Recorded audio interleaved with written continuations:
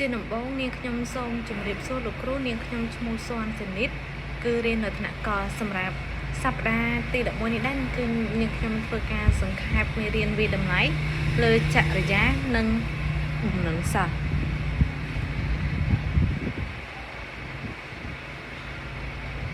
สำหรับเมเรียนนี่ได้คือโกมน้องเมเรียนบรรทอโกมน้องเมเรียนโยลำปีและขณะตูเตอร์ระบอบพุทธิบ่มหนังจริยาสามัติ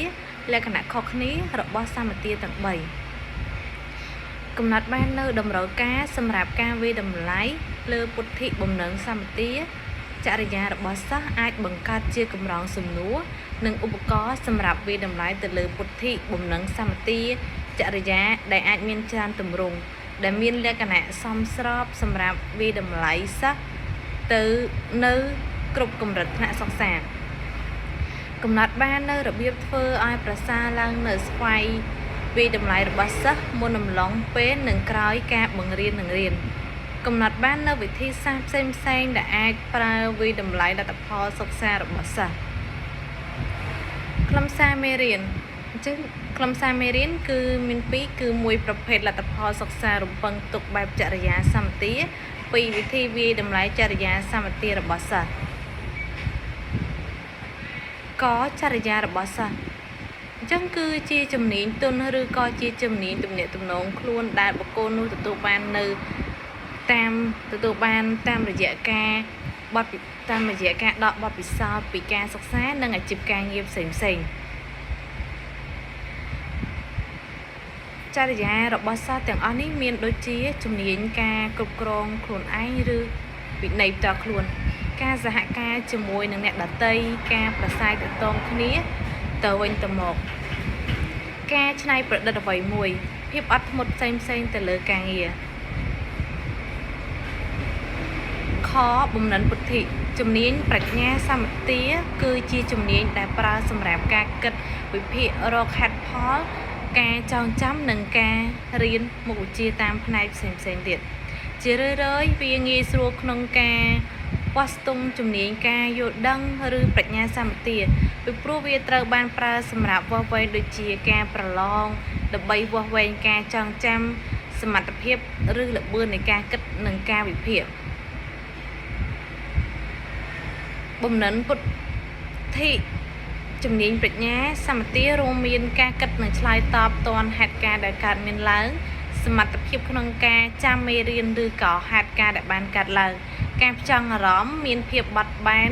กาวิเพียบปัญหาจีหลงอัดกากัดใบปะหุกัดกาหรือกัดกาจานขนมเปตะมวย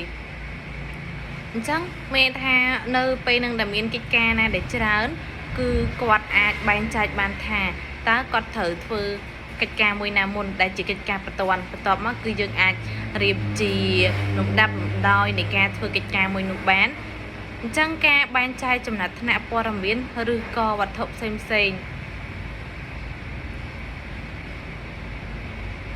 จริยาสามตีหนึ่งลัตพอสกษาหลงปังตกจริยาสามตีบ่มหนึ่งสามตีคือจำใบดำใบตัวบานจุกใจขนมกาสกษาจีบกางี้หนึ่งดัชไลปัญหาเซนในขนมจีบจังไปนั่งซะก็มีเพียบสตอร์จำเนียงขนมแกะดัชไนปัญหาหนไปดับโปเกริเรียหรือมวยก่อโปเกกับปงเฟอร์หรือเมื่อเคยนำไหลนั่นแหละพอได้เกตัวแบรนด์หนึ่งจังคือจุ่มรอยมีการเลือกตึกจัดเหมือนไทม์หนไปคัดคำปรังแปลงเจตแต่ปริมาณสัตว์ได้มีอารมณ์ล้อแต่งแต่มีการตั้งจัดกระปุกเฟอร์วีดอยยกจัดตุกดะเลือหัดแกวิธีการรบที่จองจำหัดซ้ำประกอบโดยอัตนัยให้อนุวัตเวีย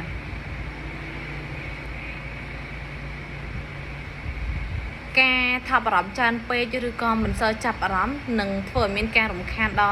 การศึกษาหนึ่งแต่จุดแท้คือปริยาแกไปจมีนจมรูอย่างมีนแกโจรูม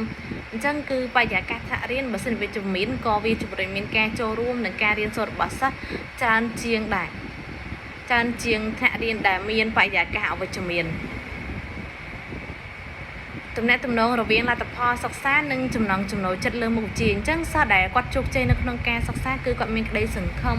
มีเราใบวิจมีนจังมีนพิบจุกใจบันทายจะสไปดอกปัญหาไตรริกัด ពិចារណាផ្ដល់សិទ្ធិអំណាចដល់យើងជានិច្ចអញ្ចឹងមានការតាំងចិត្តឲ្យក៏មានការចូលរួមមានអាកប្បកិរិយាវិជ្ជមានច្រើននឹងឲ្យតម្លៃទៅលើការសិក្សាខ្ពស់ហើយអាចបង្កើតឬមួយក៏ច្នៃប្រឌិតបង្កើតគំនិតថ្មីជារឿយៗអញ្ចឹងសត្វដែលគាត់បរាជ័យនៅក្នុងការសិក្សាគឺគាត់ទី1អត់សូវមានក្តីរំពឹងឬមួយក៏សង្ឃឹមទៅលើការសិក្សាគឺអាចគាត់ជាមនុស្សម្នាក់ដែលគិតថាការសិក្សាក៏មិនសំខាន់ឬមួយក៏ចេះតែមករៀនឲ្យតែដូចថាចេញពីផ្ទះឲ្យបាត់ថាបំពេញតួនាទីខ្លួនឯងតែប៉ុន្តែបំពេញតួនាទីជាសិស្សប៉ុន្តែអត់ប្រឹងប្រែងនៅក្នុងការរៀនហ្នឹងឯងអញ្ចឹងគោលដៅរបស់គាត់ក៏អត់មានច្បាស់លាស់ហើយបន្ថែមទៀតគឺគាត់អត់មានការចូលរួមឬមួយក៏នៅក្នុងសកម្មភាពនៅក្នុងពេលបរិញ្ញាបត្រអីគាត់ក៏មានសកម្មភាពអីជាមួយនឹងមិត្តរួមថ្នាក់ដែរនិយាយទៅគឺគាត់ជាមនុស្សម្នាក់ដែលថាអត់លទ្ធផលសិក្សារំពឹងទុកបែបចក្រយាអាកប្បកិរិយាគឺជាបណ្ដុំនៃផ្លូវអារម្មណ៍ដែលវាស្ថិតនៅផ្នែកខាងក្នុងខ្លួនយើងដែលវាសម្ដែងចេញដើម្បីឆ្លើយតបទៅនឹងហេតុការណ៍វត្ថុមនុស្សអ្វីមួយដែលការបញ្ចេញនោះអាចវិជ្ជមានឬអវិជ្ជមានកម្រិតនៃការសម្ដែងចេញដើម្បីឆ្លើយតបតិចឬច្រើនវិជ្ជមានឬអវិជ្ជមានគឺអាស្រ័យទៅលើការយល់ឃើញរបស់បុគ្គលនោះលើស្ថានភាពបញ្ហាសកម្មភាពដូច្នេះជាធម្មតានៅក្នុងសាលារៀនយើងគិតអំពីអរិយាប័ត្ររបស់សិស្សម្នាក់ឆ្ពោះទៅរកអ្វីមួយសំដៅទៅលើមុខវិជ្ជាសិក្សាគ្រូកិច្ចការផ្ទះនិងការធ្វើតេស្តផ្សេងអញ្ចឹងលទ្ធផលសិក្សារំពឹងបែបចរិយាអញ្ចឹងចរិយាបែបវិជ្ជមានគឺរៀនអញ្ចឹងគឺសិស្សគាត់មានការផ្ដោតទៅលើការសិក្សាដែរពេលដែលដាក់កិច្ចការផ្ទះទៅគឺគាត់តែងតែធ្វើកិច្ចការផ្ទះដាក់ទៅបានមានន័យថាគាត់អាចធ្វើបានជារៀងរាល់ថ្ងៃវិន័យសាលាគឺគាត់តែងតែគោរពវិន័យសាលាអញ្ចឹងចរិយាបែបអវិជ្ជមានគឺវិជ្ជាពេលការប្រឡងអញ្ចឹងទៅគឺគាត់មានការលួចចម្លងឬមួយក៏ប្រព្រឹត្តអាកប្បកិរិយាណាមួយដែលមិនសមស្របនៅក្នុងថ្នាក់រៀនឬមួយក៏មិនសូវជាចូលរៀនបានទៀងទាត់អញ្ចឹងសម្រាប់លទ្ធផលសិក្សារំពឹងទុកបែបគុណតម្លៃនឹងគឺសំដៅលើការយកឃើញរបស់បុគ្គលម្នាក់គិតនឹងឲ្យតម្លៃទៅលើមនុស្សនិងវត្ថុផ្សេងទៀតការឲ្យតម្លៃនេះគឺវាអាស្រ័យទៅលើការយកឃើញរបស់បុគ្គលនោះនឹងរៀបរាប់នឹងរបៀបនៃការឲ្យតម្លៃដូចជាជីវិតដែលមានសុវត្ថិភាពប្រកបដោយសន្តិភាពសេរីភាពជីវិតដែលមានភាពរីករាយសប្បាយលទ្ធផលសិក្សារំពឹងទុកបែបគុណតម្លៃនឹងក៏ផ្ដោតទៅលើភាពស្មោះត្រង់សុចរិតភាពយុត្តិធម៌ស្ថិរភាពដែរលទ្ធផលសិក្សារំពឹងទុកដោយផ្ដោតលើការលើកទឹកចិត្តអញ្ចឹងសម្រាប់ការលើកទឹកចិត្តគឺវាសំដៅទៅលើសកម្មភាពរបស់សិស្សដែលបានចូលរួមនៅក្នុងសកម្មភាពផ្សេងក្នុងការរៀននិងស្ដាប់និងដូចជាការសហការងារជាក្រុមគឺគាត់តែងតែមានសកម្មភាពជួយការងារនៅក្នុងក្រុមរបស់គាត់នឹងក្នុងនោះមានដូចជាការព្រួយផ្ដើមការរៀនសូត្រខិតខំប្រឹងប្រែងការតាំងចិត្តនិងភាពជាប់លាប់ក្នុងការរៀននៅក្នុងន័យម្យ៉ាងទៀតការលើកទឹកចិត្តនឹងគឺសំដៅទៅលើការចូលរួមយ៉ាងសកម្មរបស់សិស្សនៅក្នុងការរៀនសូត្រផងដែរអញ្ចឹងវិធីសាស្ត្រនៅក្នុងការវាយតម្លៃចរិយាសម្បទាជំនាញទូទៅធ្វើការគិតទៅលើ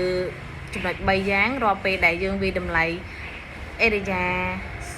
ប័ត្រសម្បទារបស់សិស្សទី1គឺអារម្មណ៍និងកប្បកិរិយាទឹកមុខរបស់គាត់នឹងមានការប្រែប្រួលឬមួយក៏ផ្លាស់ប្ដូរបែបណាដែរ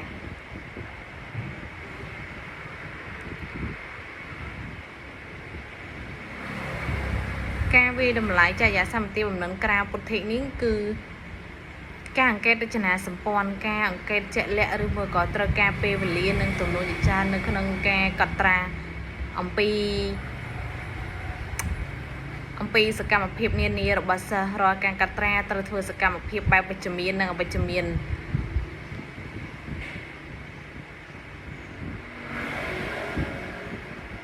អញ្ចឹងដើម្បីធានាឲ្យបាននៅកា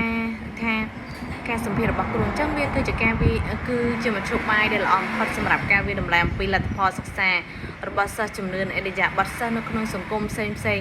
គ្រូអាចប្រើវិធីសាស្ត្រផ្សេងក្នុងការសម្ភាសសិស្សដូចជាលក្ខណៈបុគ្គលជាក្រុមឬមួយក៏ពិភាក្សាក្រុមដែរអញ្ចឹង ស្វ័យវិតម្លៃរបស់សិស្សស្វ័យវិតម្លៃរបស់សិស្សនឹងលទ្ធផលសិក្សារបស់សិស្សផ្ទាល់គឺផ្ដល់ឱកាសឲ្យសិស្សធ្វើការវិតម្លៃនិងឆ្លុះបញ្ចាំងនៅលទ្ធផលសិក្សាដែលគាត់ទទួលបានបន្ទាប់ពីរៀនមេរៀននឹងចប់ថាតើកូនសិស្សហ្នឹងគឺគាត់ទទួលបាននឹងគេខ្លះចំណេះដឹងដែលយើងបានផ្ដល់ទៅឲ្យគាត់ហ្នឹងលទ្ធផលវិតម្លៃតាមរយៈការប្រឡងការអង្កេតរបស់គ្រូនិងស្វ័យវិតម្លៃរបស់សិស្សត្រូវតែស៊ីឲ្យវាថាមានភាពអើយស៊ីគ្នាឬមួយក៏ដូចគ្នាចឹងកុំឲ្យមានភាពលំអៀងណាមួយឬមួយក៏វាមិនសុក្រិតភាពចំពោះសិស្សបើលទ្ធផលប្រឡងមកល្អតែសិស្សធ្វើស្វ័យវិតម្លៃថាខ្លួនមិនបានចេះមេរៀនបានន័យថាមុនចំណុចស្វែងយល់បន្ថែមនឹងអំពីភាពខុសគ្នាដែរអញ្ចឹងសម្រាប់មេរៀនទី11នេះនាងខ្ញុំបានធ្វើការសង្ខេបមេរៀននេះបានបញ្ចប់ជម្រាបលាលោកគ្រូអរគុណលោកគ្រូ